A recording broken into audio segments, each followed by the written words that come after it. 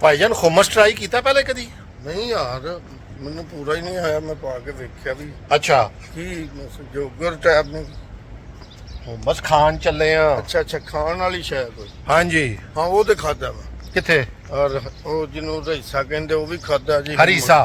ਹਰੀਸਾ ਉਹਦੀ ਵੀ ਕੋਈ ਰਈਸ ਨਹੀਂ, ਉਹਦੀ ਵੀ ਕੋਈ ਰੀਸ ਨਹੀਂ। ਹਾਂਜੀ ਤੇ ਸੱਚੀ ਗੱਲ ਹੈ। ਹੁਮਸ ਵੀ ਅੱਛੀ ਚੀਜ਼ ਹੈ।